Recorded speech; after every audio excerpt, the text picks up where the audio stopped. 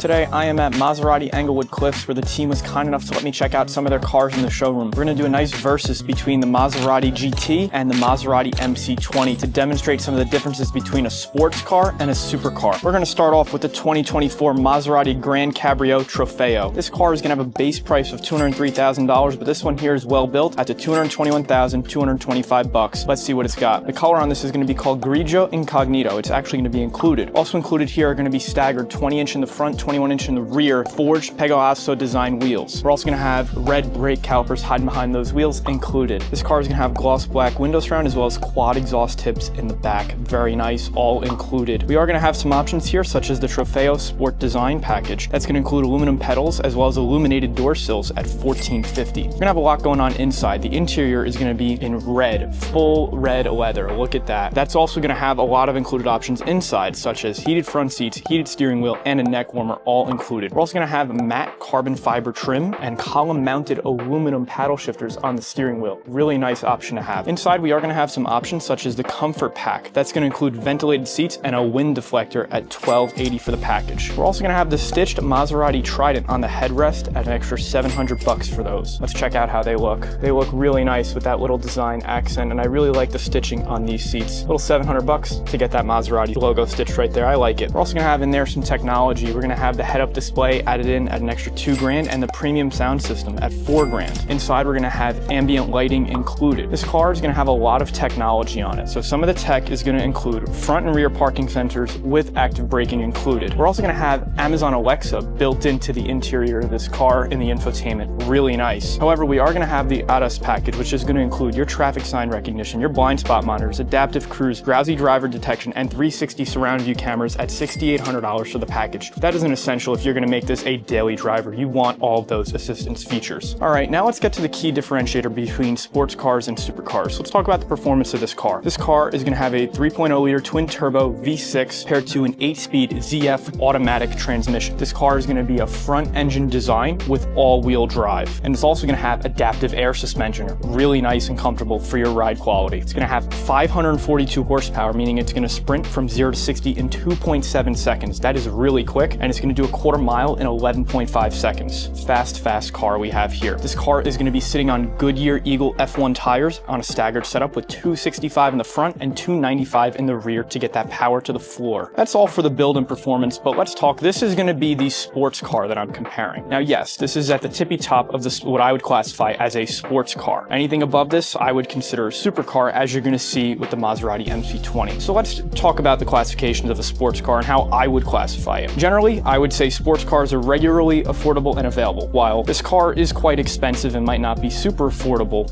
in general, most sports cars are, especially starting with like a Mazda Miata or an Elantra N or like a Volkswagen Golf R, Civic Type R. The list continues. These cars are readily available, and that's a key word here, availability. You can get a Maserati Gran Cabrio pretty easily. They are regularly available. Another thing too I would add is that sports cars are going to have a greater degree of practicality. We see that here with all the technology features they've included, as well as the packages to bundle all these innovative driving features that you would want in a daily driver. Sports cars are going to be capable daily drivers, where supercars will be a little difficult to drive every day. And then also, as far as driving dynamics, sports cars are going to focus on engaging performance. The key thing here is that the driving dynamics are designed to be engaging. That's what sports car drivers looks like. They're looking for a balanced and dynamic ride that's going to be very engaging. Supercars are a little different, and we'll get there when we talk about the MC20. All right, now I'm in front of two beautiful Maserati MC20s to talk about the dynamics of supercars versus sports cars that we just discussed. So I'd say generally, supercars are going to be very expensive and exclusive. They're usually going to be limited in production. Now the Maserati, they have two of them available here, so it's not super restrictive, but most supercars are going to be very hard to get. They're often going to be very impractical for day-to-day driving, and they might lack some technology features, as we're going to see when we go over these in a moment. Some supercars might not even have all the tech features that you would expect because they are fully focused on a ballistic driving experience.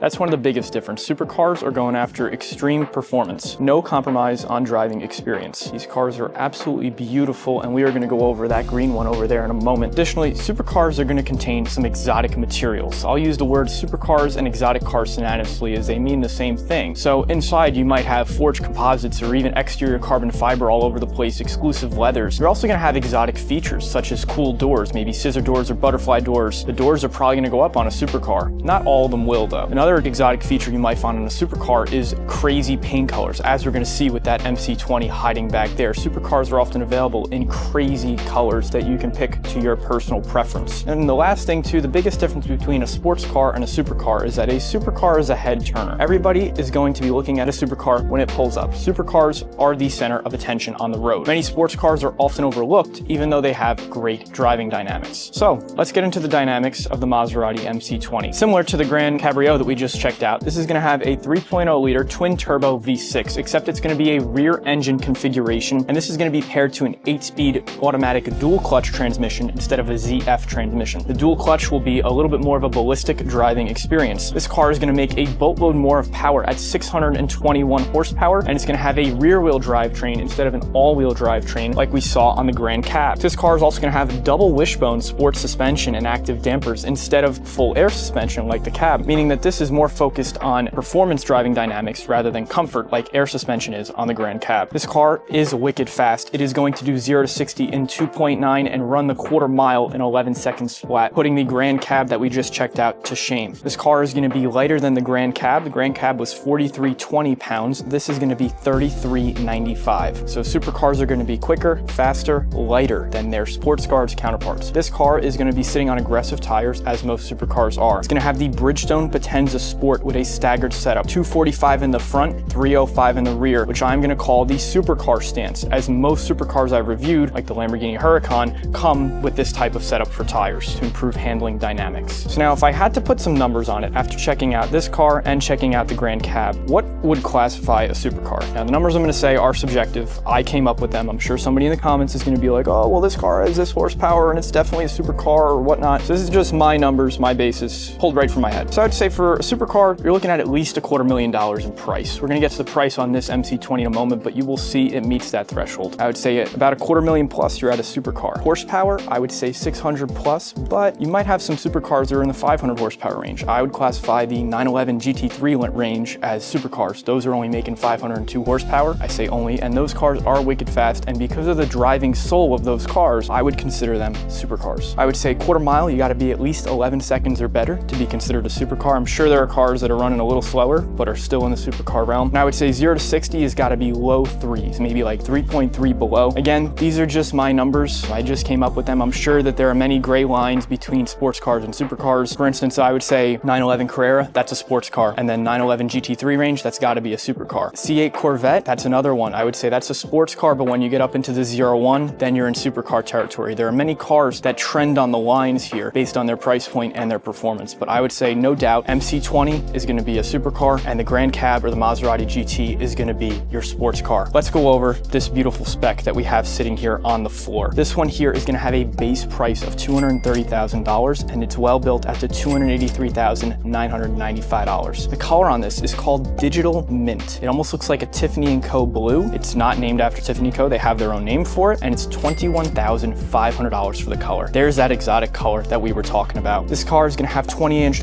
forged wheels in matte gray for an extra $5,500, as well as black brake calipers for $1,200. This car is also going to include the front axle lift. I like to see that as an included feature, as I think is a necessity on all of these cars that ride so low to the ground so you don't scrape the splitter. We're also going to have included black window and grille surrounds, nice touch to tie the car together. We're also going to have dark exhaust tips, so even though you got those window surrounds and grille surrounds included, dark exhaust tips will cost you an extra $950 just to tie that in. This car is also going to have the Special Pack. That's going to include the black roof, electronic rear differential, heated front seats, the Trident stitched into the headrest, and the Sonos Faber audio system at $7,050 for the package. Really nice option to have there, brings you a good sound system you can listen to while driving this beautiful car. Now let's move on to the interior. It's going to be an ice gray. It's going to be included in that color, but you are going to have the interior carbon fiber pack. Those are those materials that I'm talking about. The interior is loaded with carbon fiber. You're going to have carbon fiber mounted paddle shifters on the column, so they are fixed in place, and you're going to see the steering wheel's full of carbon fiber. The entire interior is full of carbon fiber, but you're going to pay $7,000 for that package. These seats are absolutely beautiful. You're also going to have the extended Alcantara interior at $2,800 for that. There's more of those exotic materials I'm referring to, and then you're also going to have a lot of tech in here. For a supercar, it's going to have a pretty good amount of tech. You're gonna have the rear view camera with front and rear parking sensors. You're gonna have the blind spot alert and rear cross traffic alert included. Nice. This car is also gonna have the ADAS pack. That's gonna include your surround view, your traffic sign recognition, and active emergency braking at $4 grand for the package. Notice this doesn't have as much tech as the Gran Cab that I just checked out does, but it still has a really good amount of tech to make this easier to live with as a supercar. But I still would not want to be driving this every day. Let me know, would you drive a supercar like this every day, or would you rather take a Gran Cab as a sports car to drive every day? Stay tuned to check out some more cars next week.